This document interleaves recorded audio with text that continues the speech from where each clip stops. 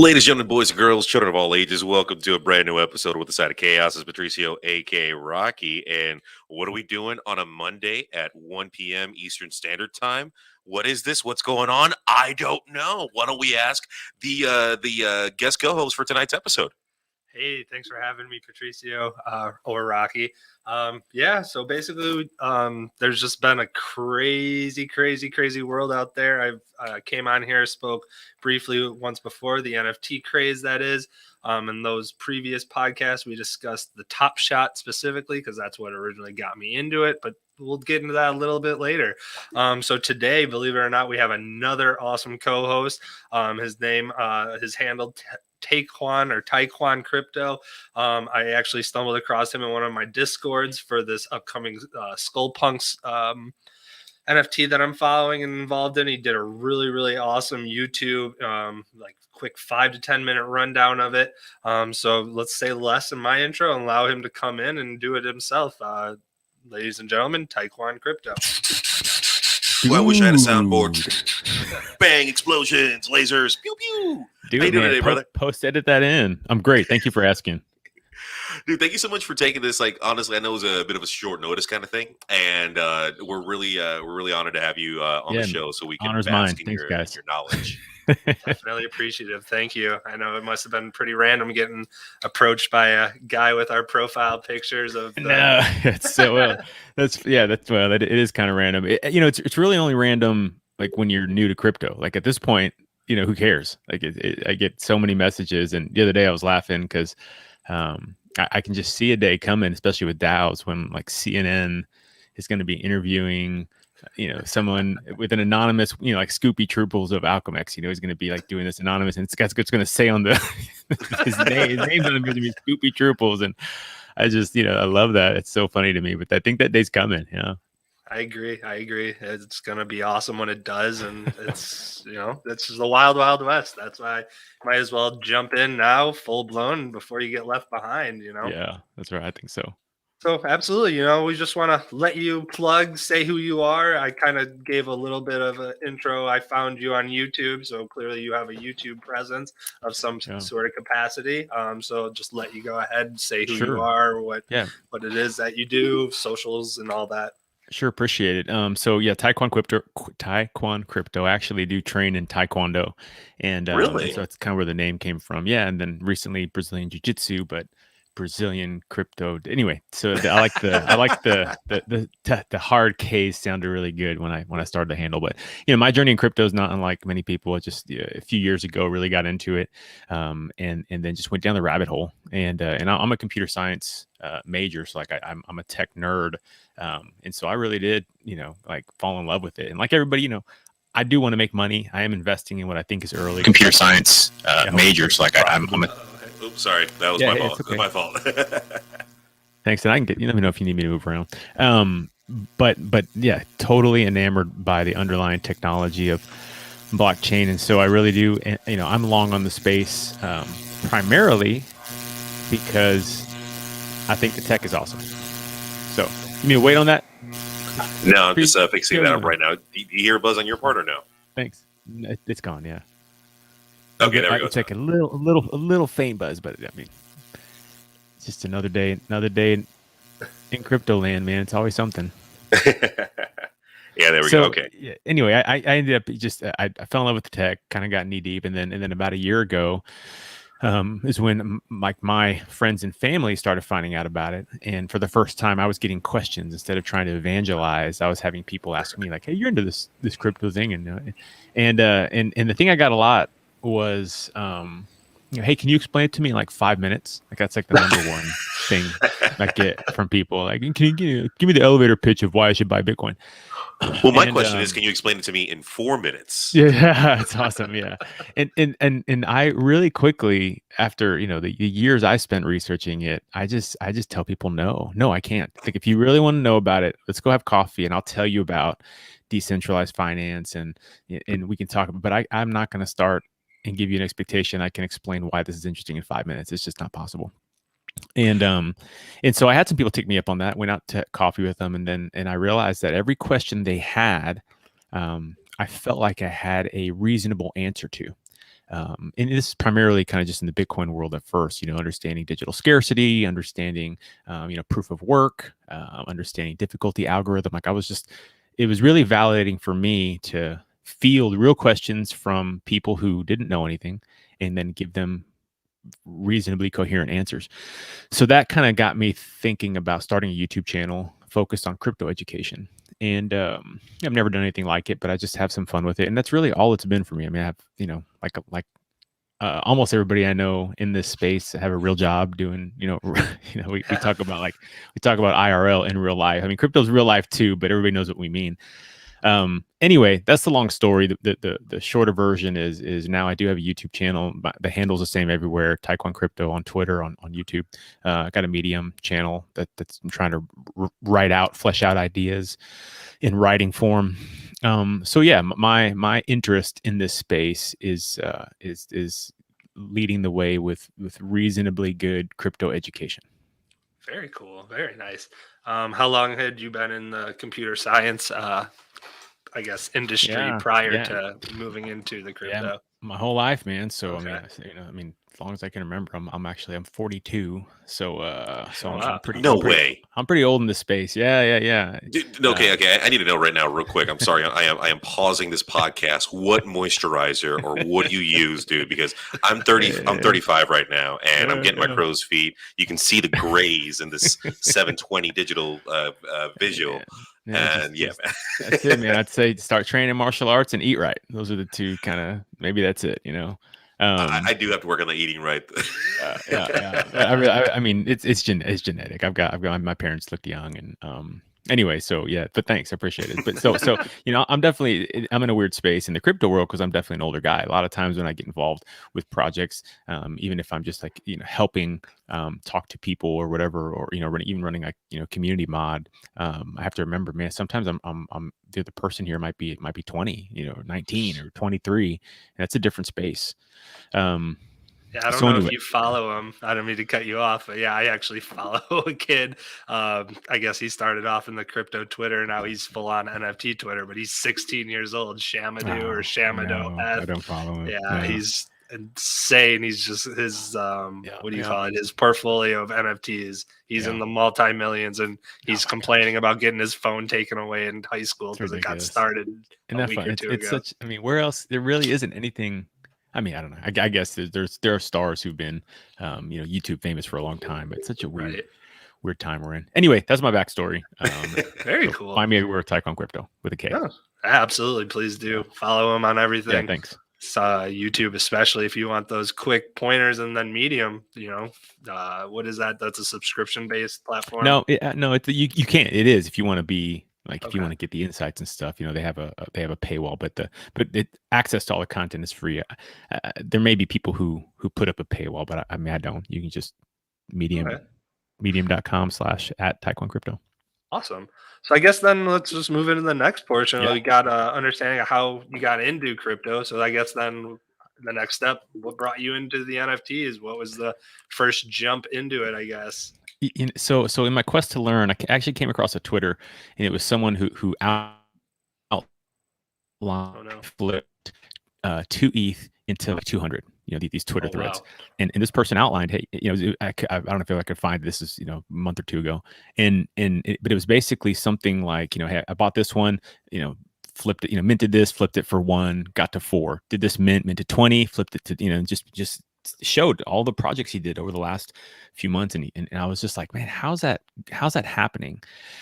And I went and looked, and yeah, like it made sense to me that this happened. So really, just like I went down the Bitcoin rabbit hole, I started going down the NFT rabbit hole, and I it's not just it.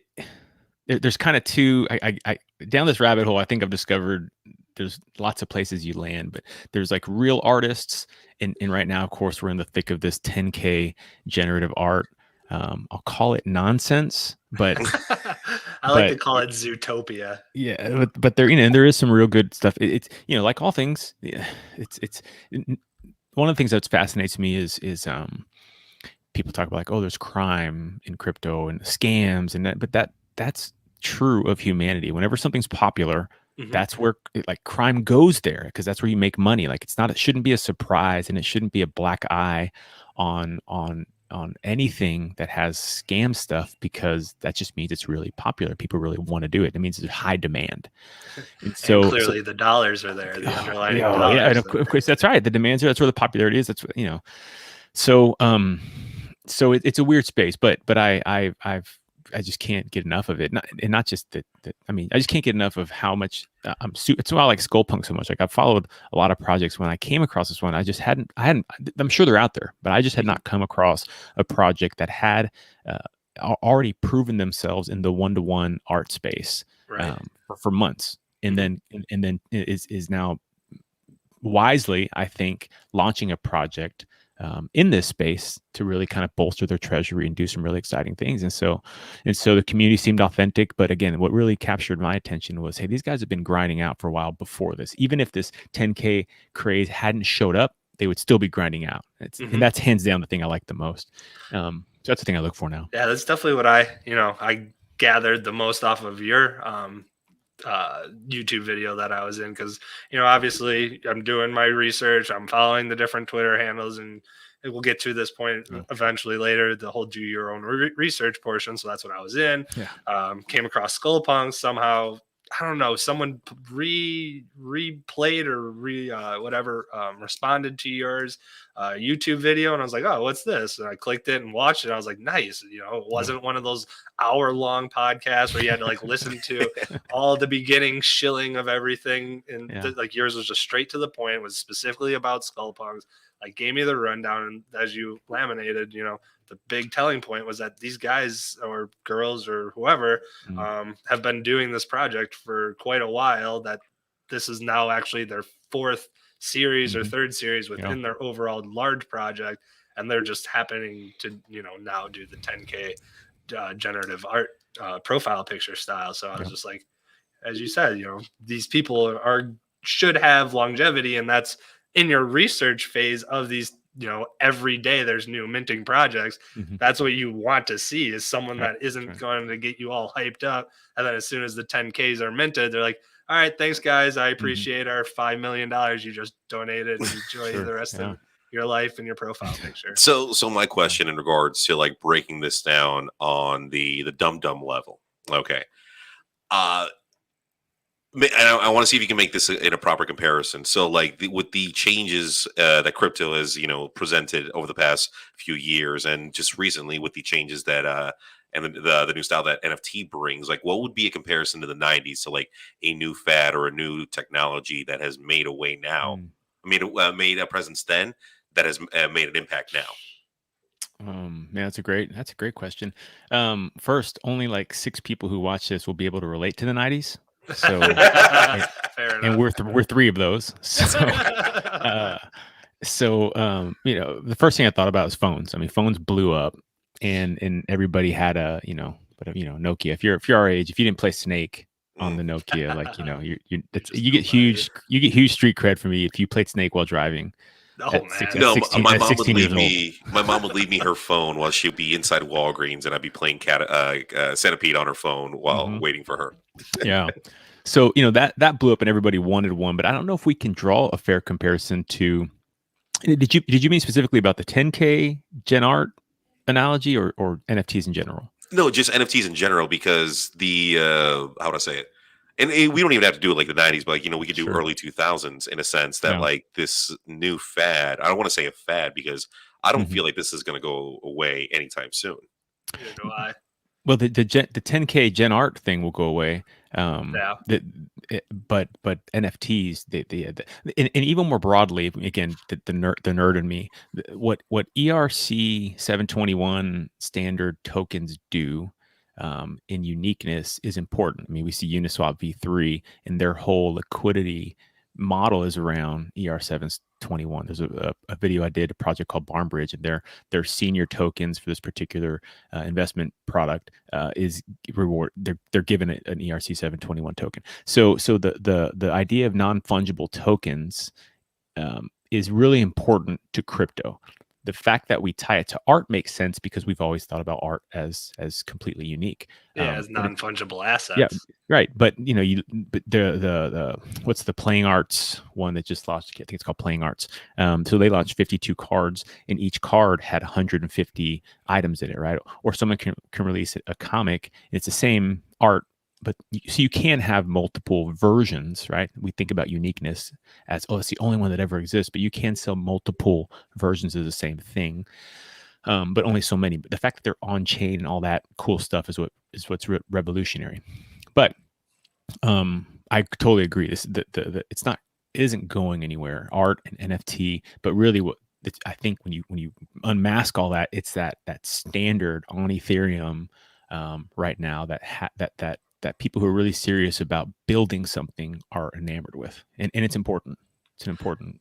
And what I was gonna like potentially like, again, it's so hard because there is nothing like this. As I was gonna say is like, I don't know if you look at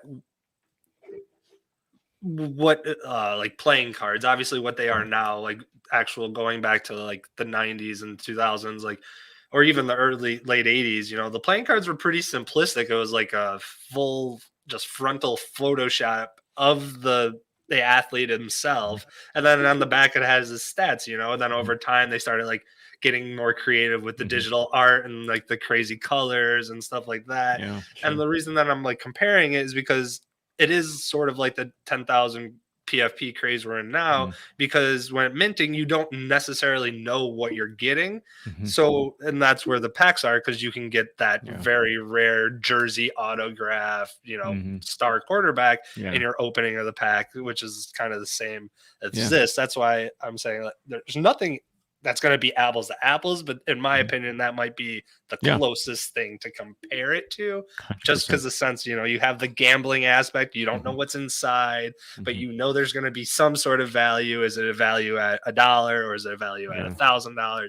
It's just excitement of that. Plus, also with the utility aspect of things now with the NFTs, like there just is nothing that you can compare to, in my opinion. As of now. I think it's a great analogy. Yeah, and the other piece of it is some projects that some cards you unwrap don't have value today, but they might in the future. We have no way of knowing. Agreed with that. So I think that's right. Yeah, the 10K analogy is that's a great analogy for cards. And again, back to sort of like basic human behavior. It's one of the things that fascinates me with the space. It shouldn't be a surprise. We have the tools and tech now to allow that. When you mint something, you're minting 20. You're buying a pack of who knows what the heck's in it, and that has always been exciting to people. So it's not a surprise. It's exciting now. No, it's exciting to people. Unfortunately, there are some persons in this world that can't keep up with the whole evolution of technology itself and keeping up with the trends. I mean, the simplicity, like you would say, behind the baseball cards, okay, it's something that you can hold, something you can touch, something, exchange and everything. But like here, it's in the realm where not everyone is savvy to digital exchange, or they don't even know what an NFT actually stands for. And then you always get those other people too. What if I just right click and hit save as? Now it's mine. You're right, but no one else values what you just did. People value that they actually physically have the right to that. Just like the Mona Lisa, you can clearly go online and ask Jeeves for a picture of the Mona Lisa, and then there you go. You also have it, but it's not going to be comparable to the actual original. Did you really just ask Jeeves? Nah, man, another 90s reference. Just awesome, data somewhere. Yes. I was going to send you a comment on my two-way real quick from you saying that. Awesome. Yeah, that's right. Yeah, pull up my Motorola. No, it's interesting because I think if you ask someone who does that way, I can right click, and if you ask them, hey, would you take a picture of the Mona Lisa and print it out on a canvas and proudly put it on your wall? Like I don't think they would. I think even they know that that's short-sighted. Exactly. So awesome. So I just want to you briefly discussed, you saw a guy that actually laid out how he was able to flip. What was the first project that you did your own research on? And then what was the first project you actually bought into? Yeah. Man, I have to go back and look at my, oh man, I didn't mean to open throw my you on the spot. account. You don't have to exactly go to your first one, your first memorable one or whatever. No, it's fine. I think the first, the another use case for NFTs was what Zapper was doing. Where you can go in, they gamified, claiming points every day, and then you could mint a level. So that kind of got me. That was, it was a couple, I don't know, a couple months ago. And so it was a cool gamification of their platform. And so I was claiming these NFTs, and I was like, oh, it's good. Another project that I follow, Governor DAO, they have this proof of existence token, and it's in an ERC 721 form. And then they had a cool project where you could mint 4 different levels, governor, staffer, council, that would long term have value in the ecosystem. So those are the first. I didn't have to actually pay for those; you just claimed them. But then I could go to OpenSea and I saw them in my wallet, and I was like, oh, that's interesting. And then Stoner Cats comes to mind as sort of the next Mila one. Kunis and Yeah, Ashton Kutcher. it was hard. I mean, that stinking video they did with Vitalik, like just chilling in the living room, was like, oh, this is doggone Ashton, like that was solid, and that's what I mean, you talk about punk, the guy in our generation who did punked, like Right. you turn the camera and there's Vitalik chilling. I mean, come on, it's like the ultimate punk. I was like, oh, this is so good. And so that drew my attention to there, and then I actually couldn't mint. It was too much gas. I just I didn't know anything about how to really ramp up my priority fee, and timed out. And I was all bummed out, like, oh, whatever. And then I wasn't too bummed out because I knew it was an outrageous gas fee. So I was like, all right, well, and that was terrifying the first time I did it. Gas fees for sure. And yeah, so the first time my first project I was really looking at buying, I ended up in gas wars, and I was, again, just I remember being like, man, this is a crazy amount of that. This is crazy the way this works. But I did end up buying on the aftermarket because I wanted to be connected to the project and get into it. And so I just waited a while, and that's what took me into realizing the economics of how this thing works. Where you can get in, oh wow, you could have minted for 0.05, and now the floor is 0.4. Who's in a balk at an 8x? And so and then I started watching, because then I ended up buying it, and then it went further back down. I was like, oh, I should have waited, and blah blah blah blah. And so so that side of it has become really fascinating, and I think is largely misunderstood by people too. And then from Stoner Cats, there's a project I like called Crypto Saints that is a different model. They have 7,777, but they didn't do this big hula launch. They just launched a product quietly in the night. Nice. And I like those. Yeah, and that's the first time I saw that, and I was like, oh, this is cool. They have generative art. It's fixed supply, and they have a target goal. And nobody knows about it. This is cool. So for me, it kind of forces. I wanted to buy it because I liked the art. I saw it. I was like, oh, this is cool. And then there's other things like that. So anyway, I don't want to sit here. I could sit here and No worries. all day, but those are kind of the early on ramps for me, I think. Very cool. I almost wanted to springboard into the next topic just because it was kind of relevant off of what you're saying, kind of explaining the gas wars and stuff like that. And then also some gamesmanship / strategy in regards to, as you said, after mint, explaining why prices might go lower than what they were at minting and allow people ultimately into the secondary. I know we had some other potential outlinings to walk through, but I kind of might as well stick into let's do it. What the conversation's about. So basically, gas wars, gas, whatever. So the price of at mint, as he TaeKwon or K, I heard you on your YouTube, you sometimes go by KK as well. Yeah, TKK. Okay, so TKK, he's explaining about gas. So, or said that the mint was 0.05, but yet, with gas included, it might get super high. So let's say additional gas, it was such a hot project, or there's other hot projects dropping around the same time, that your gas ends up being the same price as your minting. So now you're looking at an overall mint of 0.05, a gas fee of 0.05. You're now paying 0.1 because you just add that together, and that's what you're going to get on your one mint. And again, I kind of alluded to it, the gas is based off of everyone, a high demand and not a lot of supply. So a lot of people are asking the different miners to fulfill these contracts that you're requesting of them. To do it faster, you pay higher fees because there's more people wanting to do it. They're willing to give more money. And of course, the miners are going to accept more money. Why wouldn't they? So that's what ultimately happens. So, gentlemen, I have a dumb question, if you don't mind. Absolutely. That's what we're here for. So I can understand that the gas is the energy that's required to complete the transaction on the blockchain, correct? That's part of it. That's part, exactly. So I want to understand exactly in regards to the gas, because I just want to make it clear. And if I say this stupid, by all means, call me the dumb of the year. Like they're not using literal gas for these transactions, correct?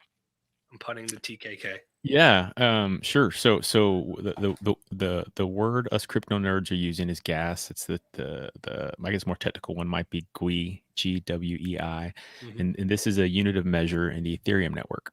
And so an analogy that I've never used, and see if this plays out, might be you're trying to get into a nightclub.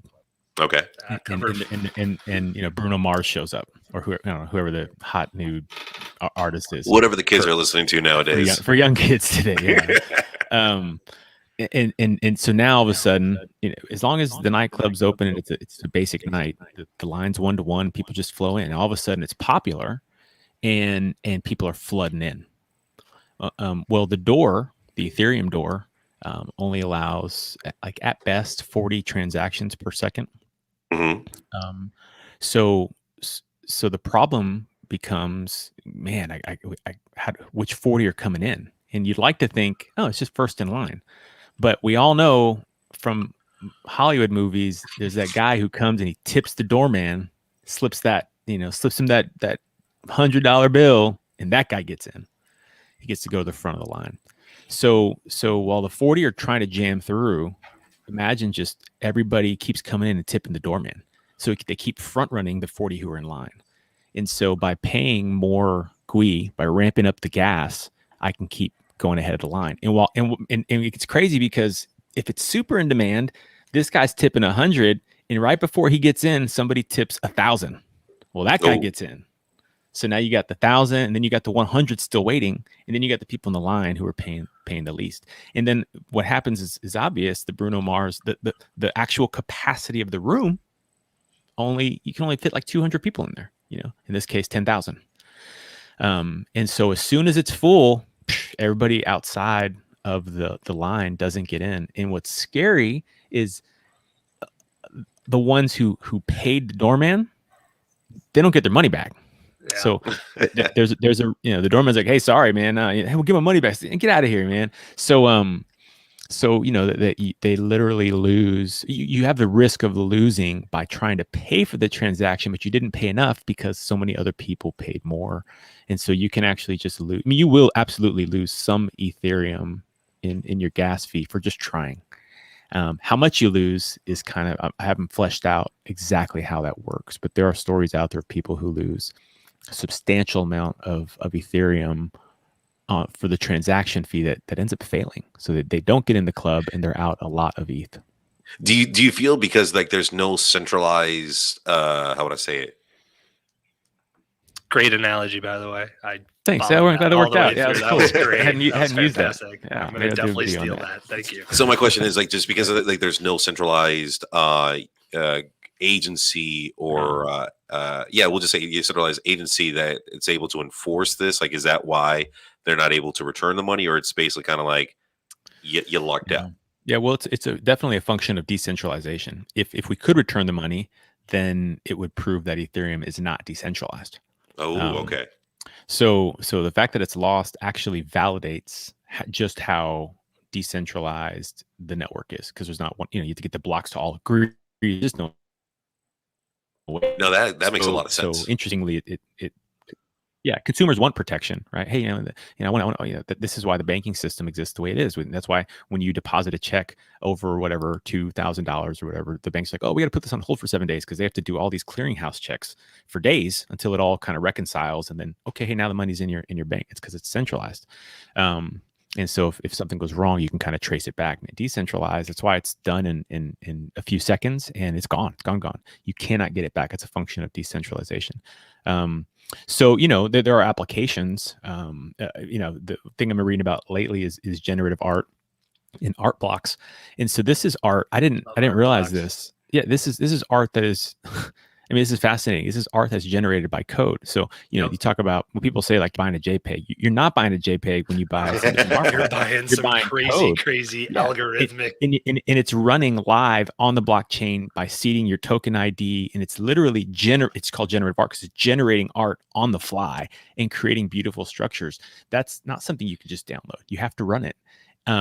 And so but what's cool is the decentralization. The reason I'm thinking about it is the art itself is running on Ethereum, so it's decentralized. So you could run it in any kind of container. I don't have the skill set to build this, but I was reading a Medium article the other day. You know, anybody who has some HTML and JavaScript or Python experience could still interface with the blockchain and recreate. You don't need art blocks to run it, but they do provide a service to help you run it. That's a centralized service. So when it loads up, it streams through their service, and that makes it possible for you to easily look at it. If their servers went down, you wouldn't be able to be like, So It would just be a bunch of numbers. Yeah, it's centralized. The service is centralized, but the code isn't because it's running on Ethereum. So, and anyway, centralization is important, and I think we see. You know, I have to believe any app you're using, Aave. Well, I don't know what their web front end is running on and how they guarantee their web front end is decentralized. But at some point, I imagine there's a point of failure there. Anytime you're looking at a website itself, that's a point of failure.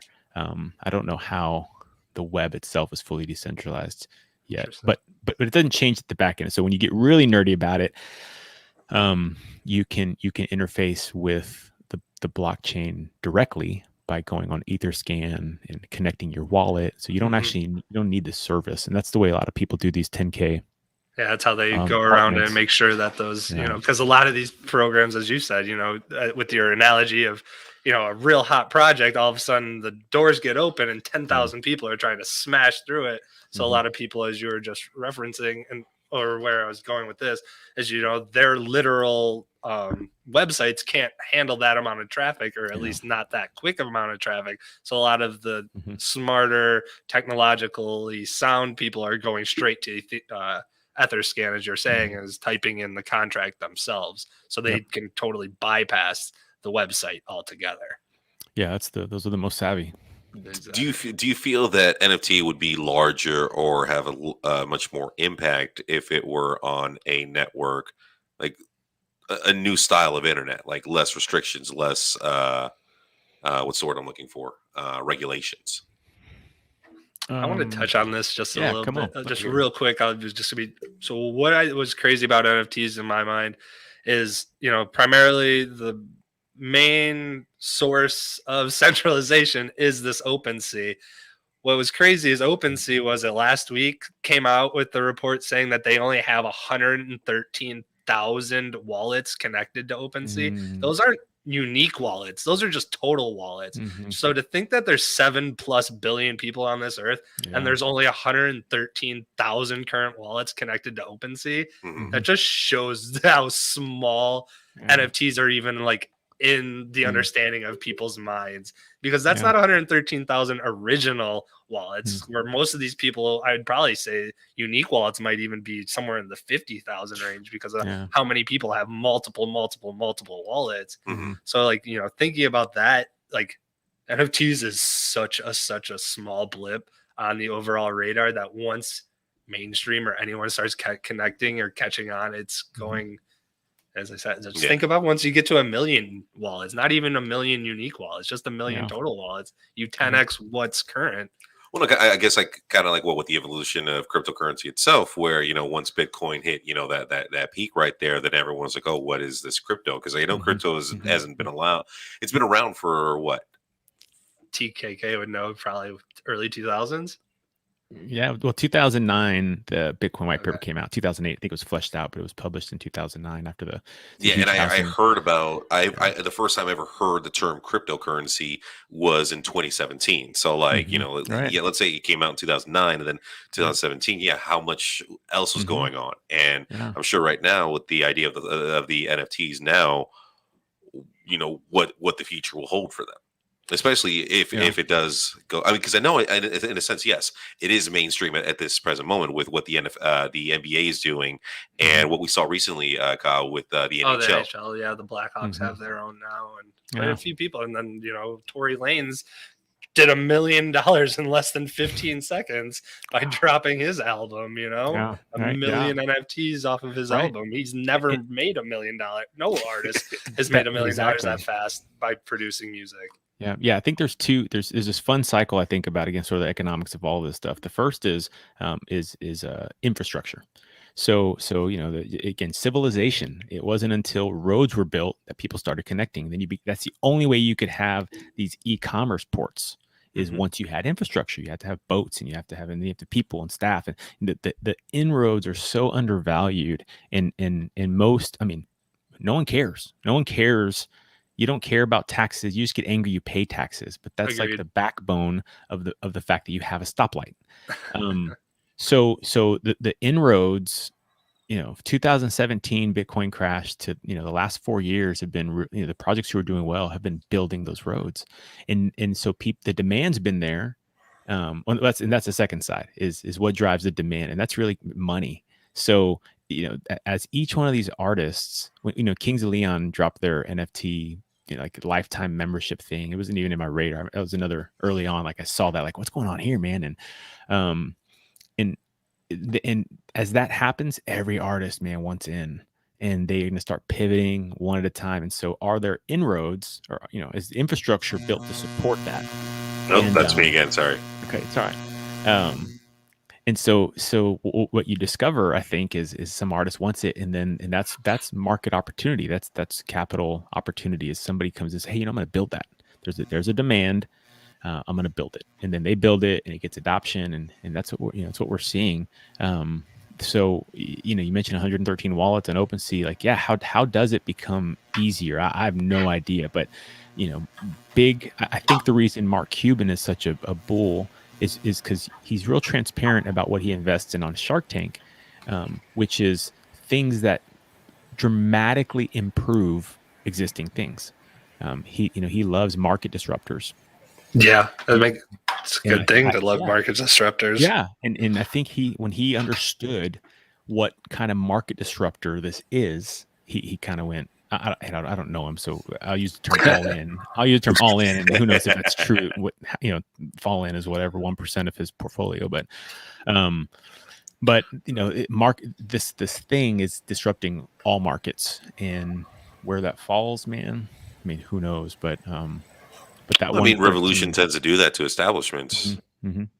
Yeah, that's right. Yeah, I feel like the crypto, the crypto, and the NFTs right now are disrupting the way everything else has been done for eons and eons. 100%. And it's basically paving the way for the future of what's to come. Whether it's we fall away from paper tinder, or we fall away from physical art itself to now entering a more digital world. I'm sorry, you got to keep up. And slowly and surely, as I'm seeing this, like I said, I'm 35 years old. I still use an aux cord with my phone when I get in my car. I'm old school.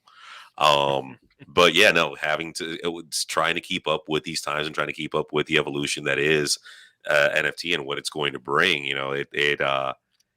It's exciting. It really is, because I see these clips like the NBA throws out there with their NFTs of certain players and athletes, dunking or passing or what have you. What's stopping, let's say The Simpsons or Family Guy to, drop an NFT from season 2, or a clip of Peter just, things like that. Yeah. Yeah. I think it's coming. I do. Yeah, I think it's how many Fast and Furious movies are there? How many enough to do 10,000 unique PFPs for each movie for Fast and Furious. It's but they keep making them because they're profitable. So money trumps all these things, and as they realize, I think it's gonna go crazy too. I agree. And something else so though, I much. just want to touch on really quick. It's because these NFTs lately are so much more than just the art. Like, yes, the art is awesome, and yes, it is important, but a lot of these very big NFT communities and projects that are absolutely going to the moon and beyond are really doing it based off of the utility aspect behind it, in my opinion.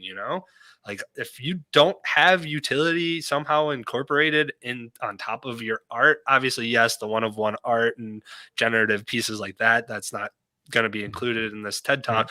But you know what I'm saying? Like, just look at like what this weekend happened. I don't know if you had your eye or were paying attention to the Bored Ape Yacht Club. They dropped their mutants yesterday, and it was insane. Just like they literally gave out an airdrop thing to all their people that hold currently, and it's valued at, let's just throw $30,000. So you just got a free $30,000 for being a holder of this project over the weekend. And like, then there's tons of other projects. You could go into the V Friends with Gary V and his stuff. And, if you're a holder of one of his tokens, you have access to all his V cons moving forward or whatever, so.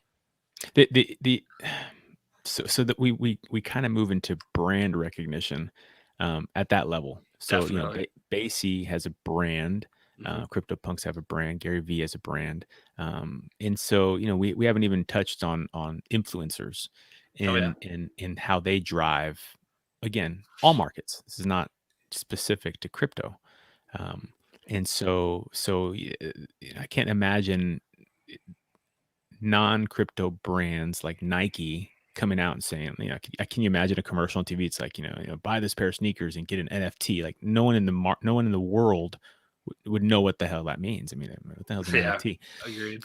So when what I'm kind of looking for secretly is they'll say something like, buy this and there'll be a commercial and you own a digital collectible. Like they won't call it an NFT, but they'll have some other branding for it. Right. They're not going to market it with non-fungible token. Like it's going to be it's a mouthful. Yeah, digital collectible seems to be the thing. But in none of that matters to what I'm saying about influencers. The brand is those are exceptions, I guess. When I think about what art is, and I think about art projects, and I think about utility, it makes sense to me that the big brands would continue to build something like that. They have maybe because they have the most money, the most resources, the best artists. What's interesting to me is how do these other ones do it? How does Skullpunks,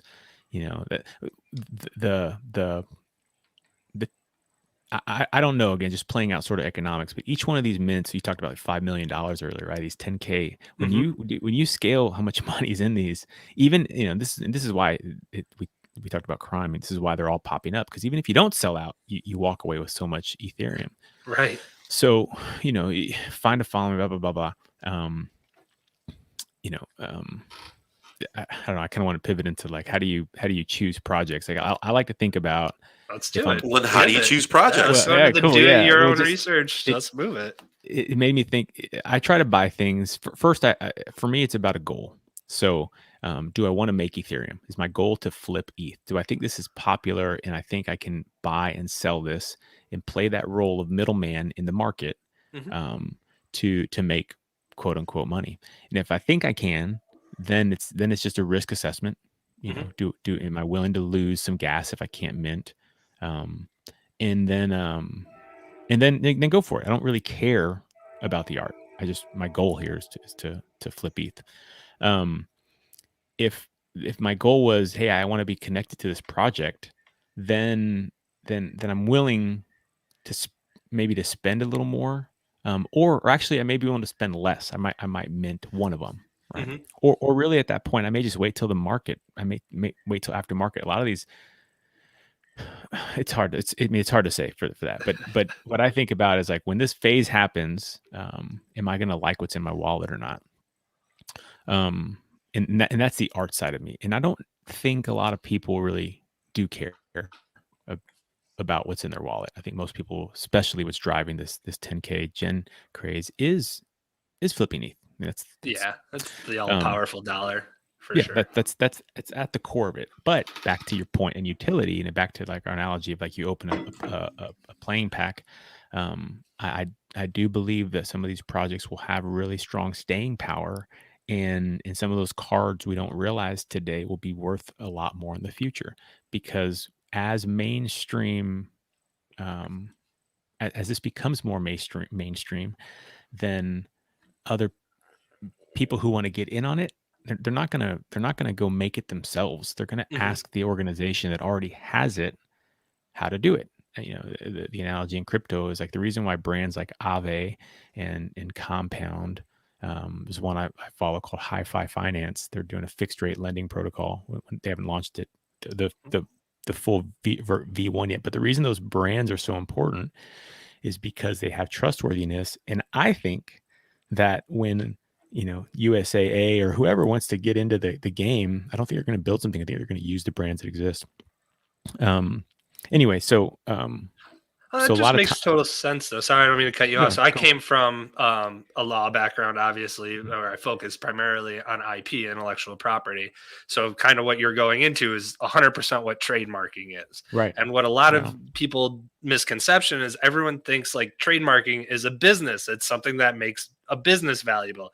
What a lot of people don't realize is trademark is a consumer protection law. It's there to protect you and I. The reason why, because there's so much information, there's so much things out there in the stratosphere that when you go buying, they want to eliminate the buying decision, the buying power decision to like immediately. So when you see the symbol of, you know, a crest, you understand that that's made by Crest. You don't have to guess. Right. You don't have to go back and be like, do your market research. Is this real? What complaints you have?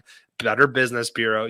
So that's what a lot of people don't realize with trademarks is they're designed and only implemented to protect consumers. Yes, do businesses get to enjoy the fruits of their labor by getting to the level where Crest is so obvious and like obvious that it belongs to them and apparent?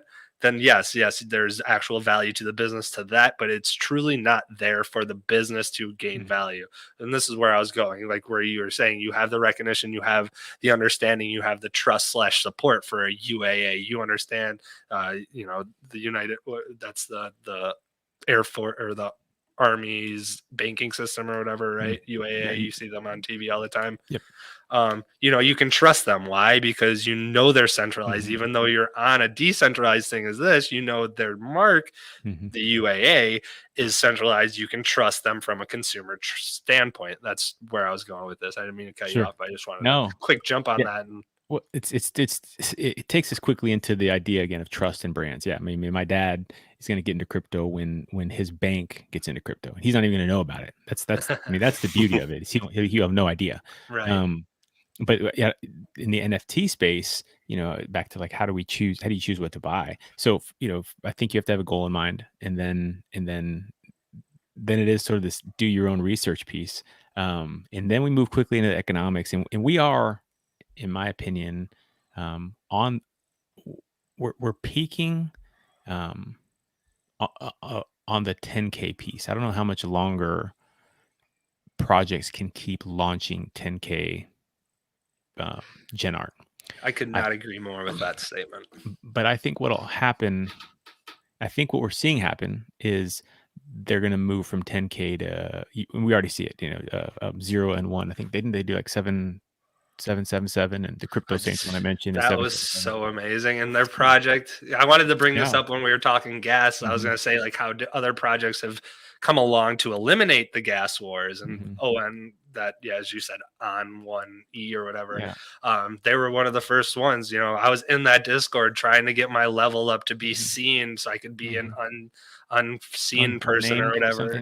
Yeah, exactly. I was in that Discord for a week. I never got chosen. I missed it. Obviously, I could have bought on secondary, but instant secondary was what, 3.5 ETH? Fast. It was fast, and then that's where I see Skullpunks going as well. So I haven't explored what causes it. I'm following the Al Capone's. I don't think they've done the reveal yet, but they're the latest project I've seen that had as much hype, or not as much, a lot of hype, And I'm curious to see if once the reveal happens, if the floor crashes or goes up. Because back to everybody wants to make money. So the 10K thing is starting to phase out. I think where people aren't trying to, only really good projects that have really strong staying power can kind of do this 10K launch.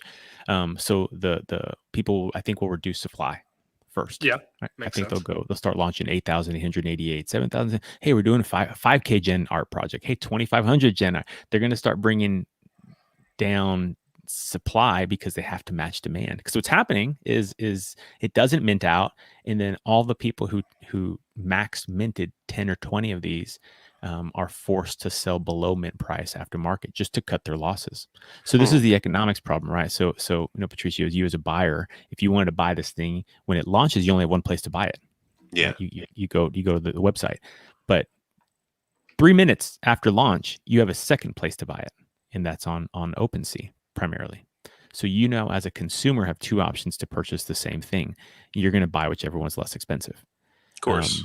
And so what's happening is people are coming in and max minting, so they're buying 20 of these, thinking they're going to flip them, and then they go. So all the buy pressures there just on the website at first, and it goes to OpenSea, and all of a sudden the project stalls. Nobody's buying it on the mint because it didn't have enough demand. So all these people are stuck with these tokens, because if it had demand, they would keep going over here because they could mint 20 of them. It's a better deal for you to pay gas one time and mint 20 if the demand's there. But demand's not there, so now you have buyers who still want one maybe, and so they're going to OpenSea and buying it. And the people who are holding 20 of them with no demand start listing below mint just to unload it. Yep. So you can buy them really cheap at that point, but you can only buy them one at a time through OpenSea, unless someone makes a bundle or something. You make a deal. And then it also means the people who want to max mint stop coming to the mint factory because there's no demand. Yep. So that's how these projects stall. The economics of how they stall is pretty obvious, which I think you can control if you just drop demand.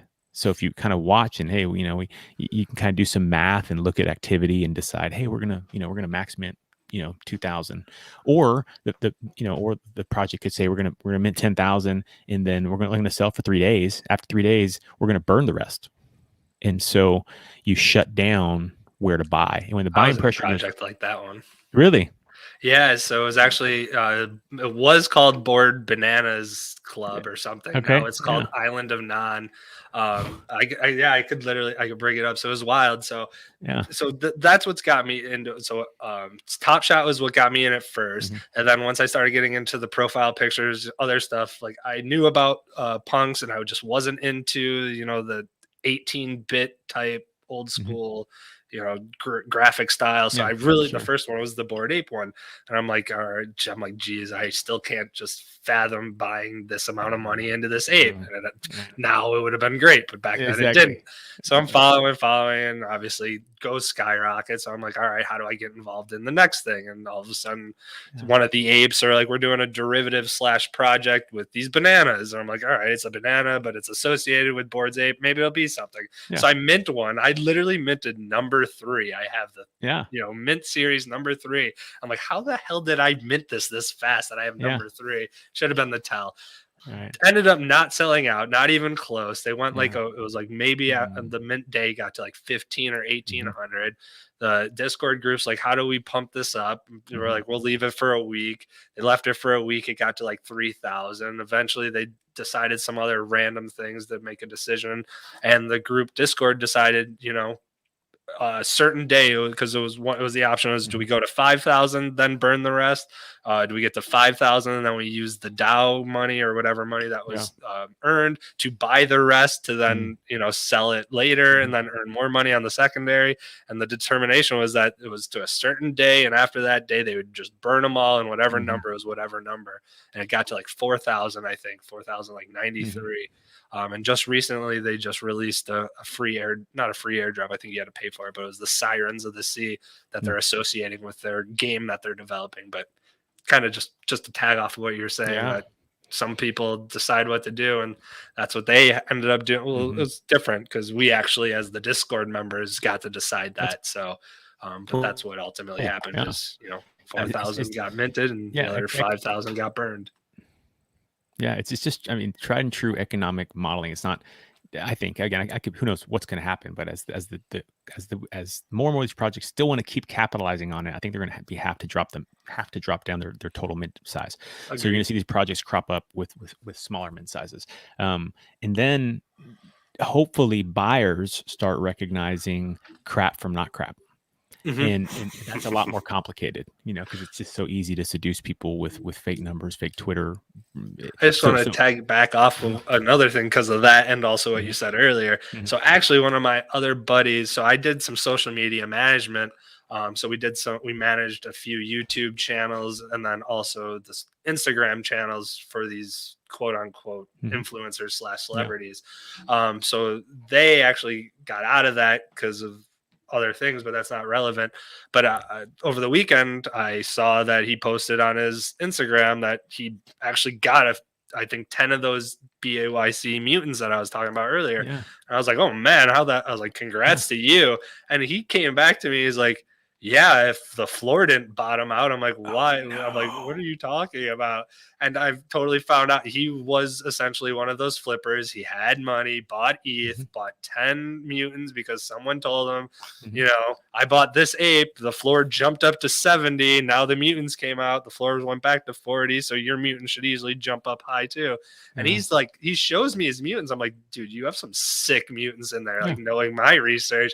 And he's like, dude, all I care about is just trying to get 10 ETH back on all of them, making some profits and getting out. I'm like, that one right there is probably going to easily get you close to 100 ETH, but I'm not going to tell you that because you're clearly only in it for the flipping. And like, I get we did some work together, but I'm like, you're kind of just like the person that we don't want in this anyways. So I do guarantee you'll get your profit back, but I hope you get out. Like, so it's like doing it for the money, not doing it for the music. Exactly. And it was like, as I said, some of his, so like he had 10, I'd say at least 3 were going to guarantee him a very, very large payday. But because he couldn't see it, I was like, all right, man. I was like, good luck to you. To let me know when you sell. Yeah, and I've done that. I mean, I've sold things. I have a group of friends I'm with, and I always sell crap too soon. Like I never know. You but want to take profits. Yeah, but for me, it just goes back to what's your goal. But then there's a different class of people you're talking about, which is if you really have no idea what's going on, that's super dangerous. You're just throwing money at the wall because someone told you it's gonna. I was like, dude, come on, like I get it.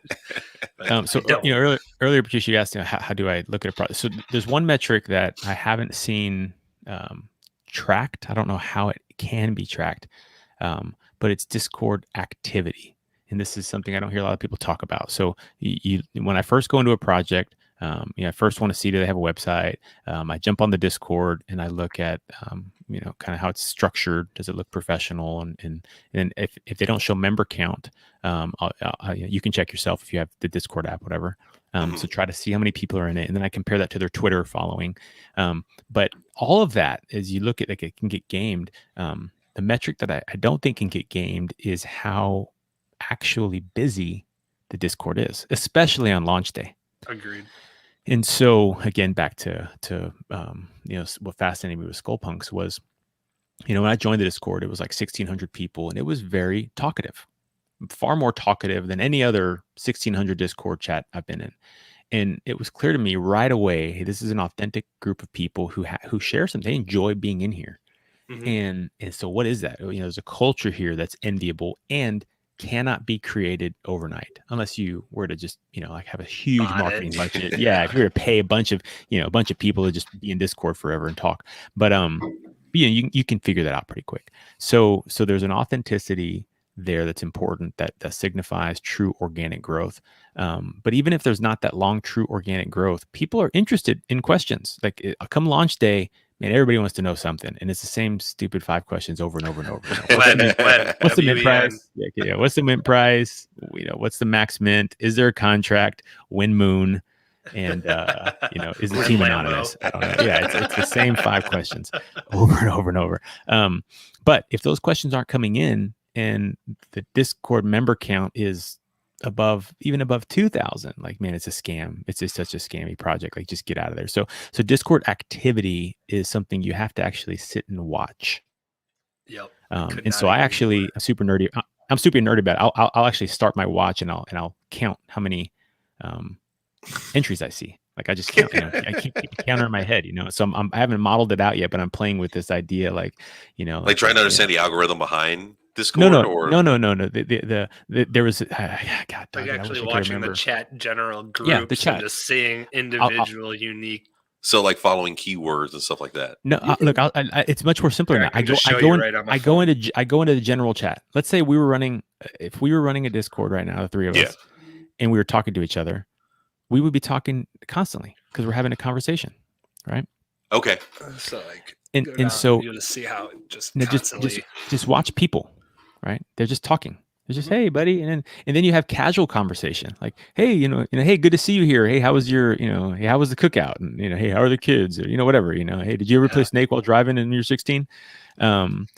So casual conversation between people who've become friends, and then just conversation, man. People who are coming in are genuinely curious about the project. If you don't see that activity, and or more specifically, if the rate of that conversation isn't in line with how many people are in there, like again, there was one I was in the other day. I can't remember the name of it, or even if I should, I probably shouldn't slam it. But there was something like 8,000. There was like 8,000 Discord members. Oh, geez. And their Twitter had like 13,000 followers. I was like, wow, this is cool, man. Like there's a lot of demand here. And the Discord was just dead. It was like I'll use the term, we'll call it messages per second, right? Or messages per minute, MPM. There was probably like 3 messages per minute, and launch was like in 4 hours. Oh. I was just like, you know what? Like, I'm out. I guess this is nothing about this seems natural, and so maybe it is legit. Who knows? But it's just not worth it. So for me, no, I agree with you. No, that's something's not natural about that. Yeah, that's a metric that people really got to look out for. Like that's the one nugget I would say. There's a bunch of formula crap you can look at, like followers and blah blah blah. You can gauge that. Twitter engagement is a big one too. If you go look at a person, if they have 13,000 followers, and you look at their most recent tweet and it's got 4 comments, nope. Yeah. Do you feel like at one point, whether it's the Federal Trade Administration or some world organization, do you think like they're going to come in and want to regulate the transactions of NFTs? 100%. Yeah. I'm sure they're going to want to, but will they have the ability to? Yeah, that's they're never going to buy in until they can. It's very the consumer protections are important. I don't think they.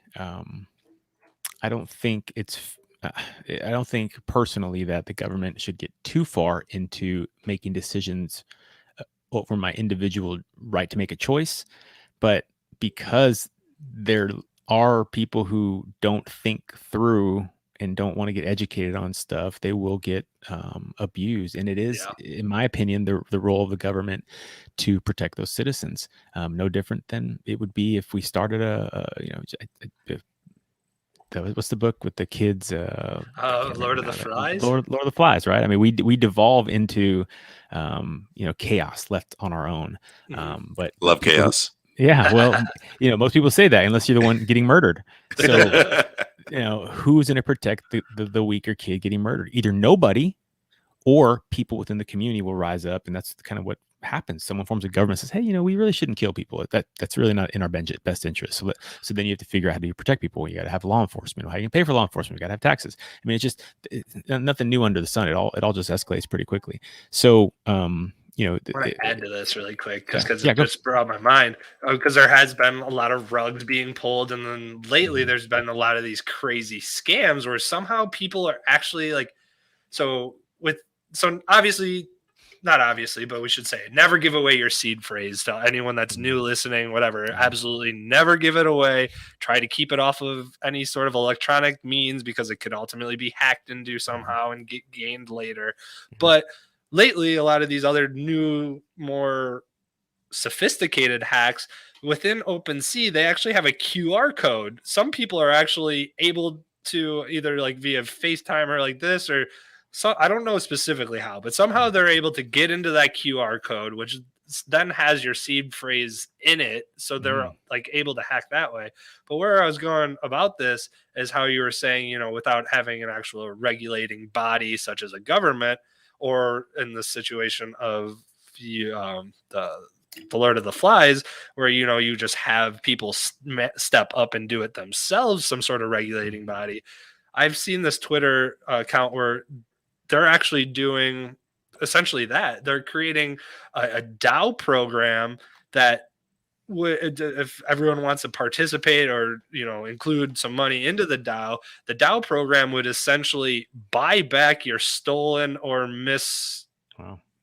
mismanaged, because essentially what's happening is, go back to, sorry, I might have been getting too far ahead of me, is that person hacks into your files, takes your NFTs, transfer them to a wallet, then on that wallet sells it, then some innocent bystander, no understanding of their own, buys a stolen piece of property that you later find because you had the ID number, so exactly what NFT is yours, and that person would be like, yeah, that's fine, I just want to be made whole again. So what this new DAO is that I found is that people are actually submitting and contributing to this DAO program, that if a situation's like that, they would then buy your stolen product back at the price that the innocent bystander bought it from, so they get their money back, you get your NFT back, and then you ultimately hope that people just keep, I guess, contributing to this pool to ultimately let this continue for longevity. What you guys just said right there, I kind of feels like it's like with what happens with pawn shops when they deal with stolen goods. The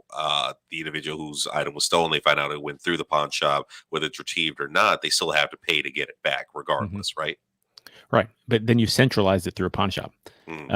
So I think, what you might be hitting on there. So I have two kind of high level thoughts. The first is insurance.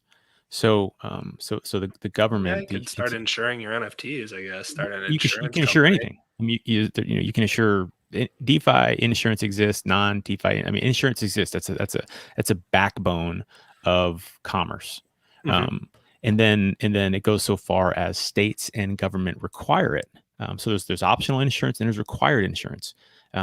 So the government won't ever touch crypto unless it was insured. Well, how do you insure something? Well, that's just a risk assessment. And if you can create enough revenue, it doesn't matter if it's lost or stolen, because you can make someone whole again. That is what they care about. So in that regard, that's the only way that I see the government adopting a decentralized platform like Ethereum, or banks adopting it, is with some kind of adequate insurance in the what if scenario. Now, in those terms and conditions, there might be something where if you happen to send it yourself, you're not, there's ways in which a claim doesn't get through because you screwed up, game the system. So there will also be risk. Yeah. But the other way would be to have a centralized network where you can roll back stuff. And that's the one that's really interesting to me, more interesting to me, because I think that consumers don't care about decentralization. They care about the product. So, I could see for some applications that being for whatever the application, whether it's a bank or whether it is voting or something, or some application where a centralized system is better, because you can roll back, an NFT exchange that's centralized, or a mint process that's centralized, because you can roll back. What you give up is scalability, right? You just always have this throughput problem. So you'll never compete on the macro scale, but but again, consumers don't care, and if your market's small enough, so it'd be interesting I don't know what blockchains are centralized in the truest sense of the form, where they say, hey, we're a centralized blockchain, but the value proposition for them is they could roll back mistakes, and that's more like what we have today in the traditional bank. Very. That was you definitely rolled that out. I appreciate that. Yeah, I think about this crap. Yeah. No, and it's great that you're throwing out all that right there, because, like I said, I'm coming in here as a dum dum. I go off of what Kyle's been showing me, what he's been sending me at 2:30 in the morning on Instagram, or here's a link from Twitter that I saw at 5 o'clock this morning. Check this out, and like slowly and surely he's been piecing together, like, for me to have a better understanding of what the NFT is, what the because I do crypto. I do crypto to an extent. I stay within the means of certain specific companies or trading areas, but then diving into like the more complex one, whether you're going through Coinbase or crypto.com, then that's where I'm a little bit less knowledge in the field. And then a lot of the terms that I've heard throughout today's episode, like I said, I'm trying to keep up. I'm trying to get a better understanding. Mhm. And it's kind of like, in a sense, like you just like don't jump into coding, overnight. It takes time for your mind to develop and be able to process all the information all at once. And we today has been extremely informative, and I am honest to God, like I'm very appreciative of all the information that you've been throwing at us today, man. Glad to Definitely. do it. I mean, I really do. I love. I mean, I got friends who they always, I don't want to bother you, dude. It's like I get energized talking about this stuff. Like it's Yeah, we're gonna bother you. We're gonna broadcast it live. anytime, man. Let's go. I mean, I get energized talking about this stuff. I think it's important. And so yeah. Anyway, glad to do it. Really. Hell yeah. And no, it's great because, like I said, you're informing people, because there are dangers out there, whether it comes with crypto or getting involved with NFTs itself. Not any area is safe. I can try and buy a microphone online, and next thing you know, I'm being held at gunpoint because I met a guy in the parking lot of a Walgreens to pick up a microphone, kind of thing. Sure. All deals could end up sketchy. All transactions could end up, one sense or another, screwing you. So yeah, continue on with your public service announcements. Okay, rock on. Love it. Appreciate it. Well, we got about. Do you have another 20 minutes or so, or what's your time like today? Oh yeah, no, that Yeah, was actually the conversation we were having on the private chat. If you Yeah, let's try to wrap it up sometime in We the don't next want few to minutes. I gotta take get too but, much time of yours, and obviously. well, I've got a lot more. I've got a lot more NFT degen research I got to do today, so it's like really. Gotcha. Fair enough. So let's just really end it on what I won't leak any. Let's go with some. I guess let's go from learning experience, learning lessons that you personally or have had some sort of offhand knowledge of, and then we'll finish with like maybe not to get anyone onto your project, no shilling, but also don't want anyone sniping anything that you got your eye on. But let's give like at the end one project you're looking at in the upcoming days. Sure. So what we've learned, different learning lessons, and then what one project do you have your eye on looking up forward? You bet. Well, I so much of this again starts with for me what people's goals are, and I think most people, if they're honest, hey, I'm just the craze is driven by this huge demand of people who are just trying to make money, which isn't unlike anything else anybody ever wants to do, but also isn't unlike what we saw in the altcoin craze right of 2017 into some degree this past summer with the boom in DeFi. So things that have high demand, they come, and with that comes scammy stuff. So so protecting yourself from that, I just think really requires some education. But I just don't believe there's any like nugget I'll offer anybody that will change their buying behavior. Like the apes are going to ape, and degens are going to degen, and what is what it is. But for the people who do want to, I think, quote unquote, make it more statistically, right?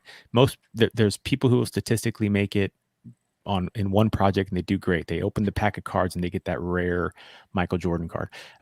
Okay, cool. But that's the point. 0.02%.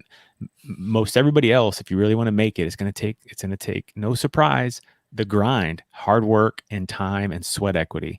So owning that up front and deciding, hey, I really want to get involved. So the biggest takeaway, I think, it's not sexy, is to find something you like, jump on their Discord, and just talk to people. You have to get involved with one project. Pick one project. Doesn't have to be in the NFT space, but pick one thing in crypto that you want to learn about and go into that one thing.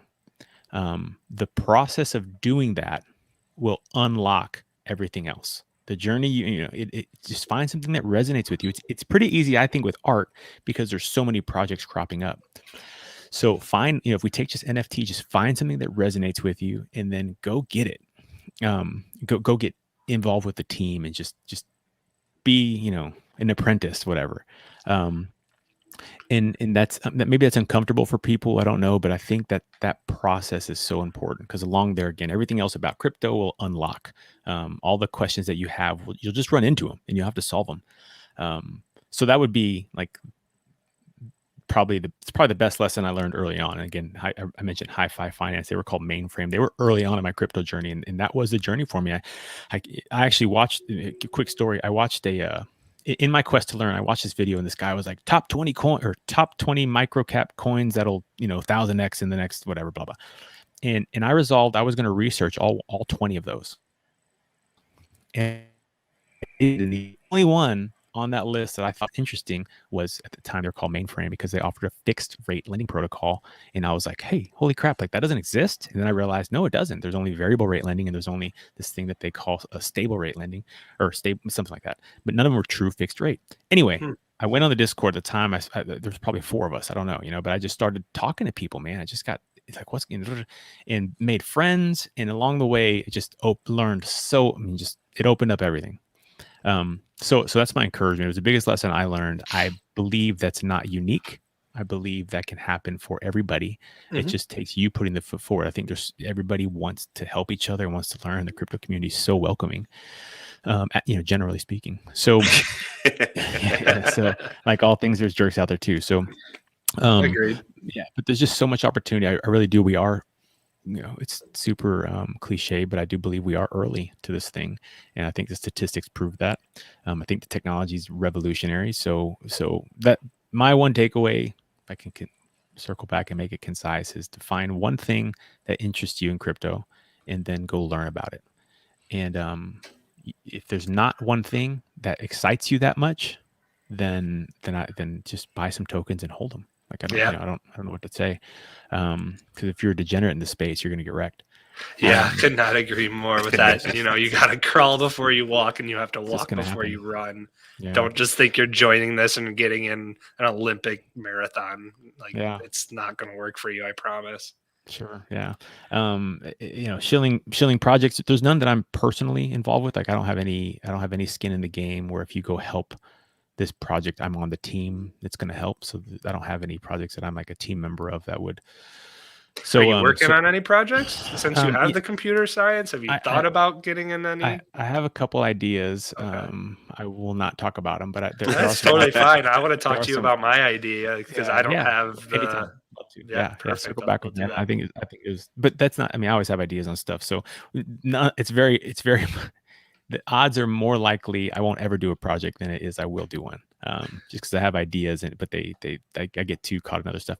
But we mentioned Skullpunks a lot. I think that was really good. I mentioned Crypto Saints earlier. It's an interesting that one. Yeah, it's an interesting one to me. It's hard. It's hard to. They've made these like cards, and they're like saints, like the saints of crypto, but what fascinates with me is it's really only funny if you're in crypto. The art looks like it looks ugly if you don't know what crypto is, but like the when you go to OpenSea, you look at the properties. The property named Maxi is a head that looks like it's Anthony Pompliano. Like it's clearly his head. Like I don't know. It may not be clearly because maybe there's some like. I don't know if you can sue a company or something, but like that. Paper Hands is the Barstool Presidente guy. That guy. Dave Portnoy. Yeah, Dave Portnoy. And then they have they have Dorian for Satoshi Nakamoto, and they just that's awesome. They're holding like a hodl,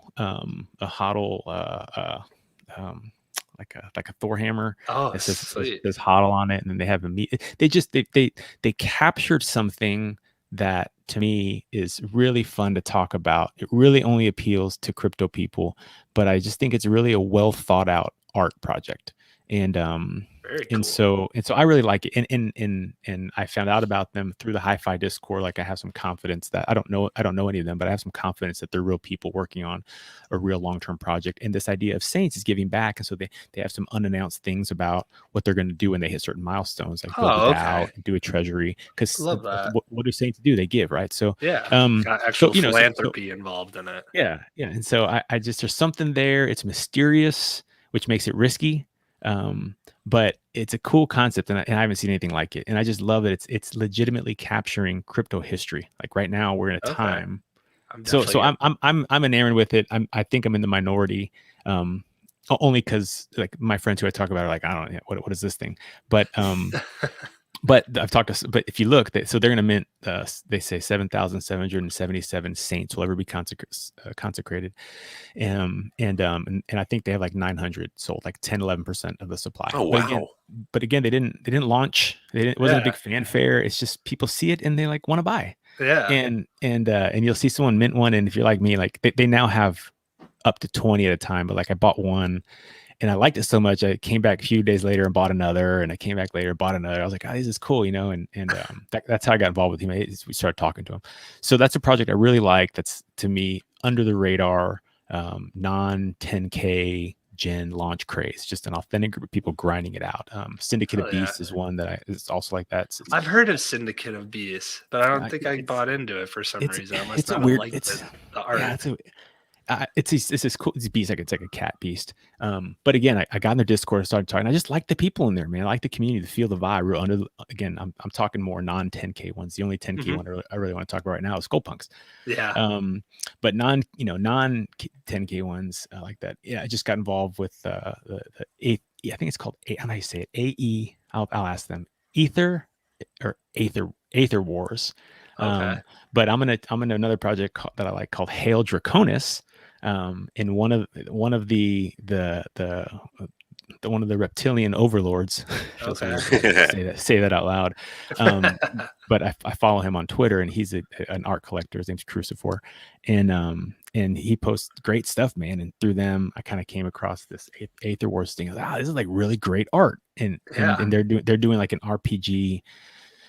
So I think that running theme in the ones I mentioned are like, I'm most fascinated with small projects that are just going, but are actually building something. I value those substantially more than I value hype launches. I agree. And so any profits, the downside is any profits I make on like a hype project, I end up spending on a project that has no has no real aftermarket because it doesn't have any hype. But that's not important to me with those particular goals. I really want to be involved because I believe in these things. So the ones I talked about, I've been impressed with the people in the Discord communities I've talked with, and I want to see them do well, marginally because I own their token, largely because I think that I love that. Just like here, there are authentic people. Y'all are trying to do something. You want to talk about something, and you hope there's some personal gain, but that's just aligning incentives. Yeah. And the fact that there are real people out there who have hobbies and are passionate about this stuff, like, man, those are the teams I want to support. Agreed. Could not agree more. Beautiful. That's all aligns with the projects that I would have shilled and hyped on to as well. I'll just mention one because it is a small community is yours. I just also want to make sure I'm saying the name correct. We just go by Beast Ball. I'm not sure if you're familiar with the what do you call it? The of course. So it's called Major League Beast Ball. So it's based off of baseball essentially. They actually created a game behind it, kind of like a Dungeons and Dragons style. So what the hell? It's Hollyweirds. Have you seen the Hollyweirds? How they're like one of one. No. So Hollyweirds, they've done like basketball stuff, but they kind of got famous because I think they did one of Paul Pierce, and Paul Pierce took a picture in front of it and put it on his Instagram and stuff.